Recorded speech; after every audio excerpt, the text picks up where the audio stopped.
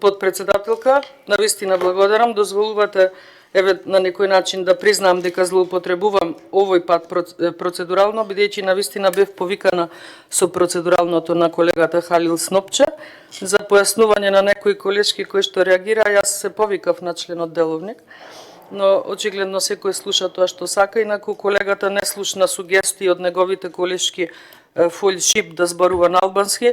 Халил Снопче може многу добро да ви говори на турски јазик и неговото богатство е во тоа што ги познава сите јазици.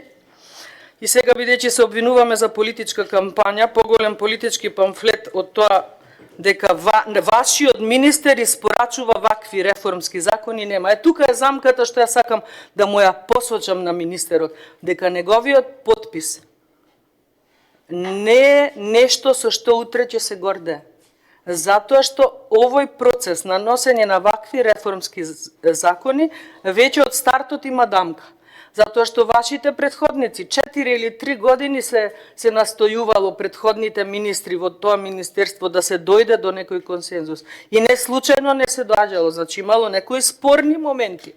И немојте да мислите дека ова самиот Халил Снопче се демантираше кога ме обвини дека држам политички говор, а вели нашиот министер испорачува ваков закон.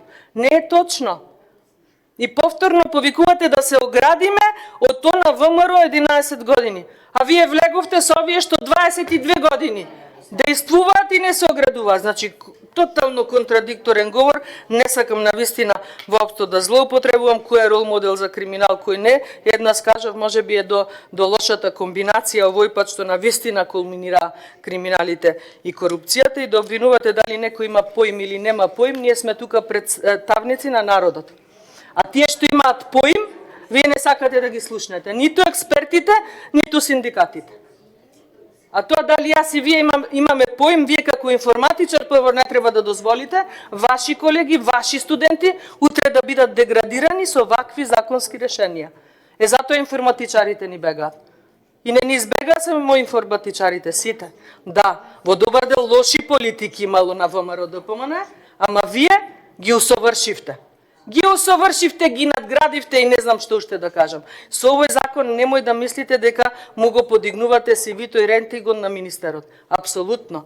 Апсолутно. Тоа што ви овде тука стоите му кажав. Многу ми настоеле. Многу ми настоеле и аплаудирале.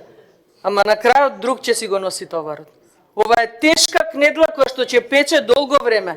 Затоа што ваква системска реформа не се прави на ваков начин. Не ви го вели тоа само опозицијата.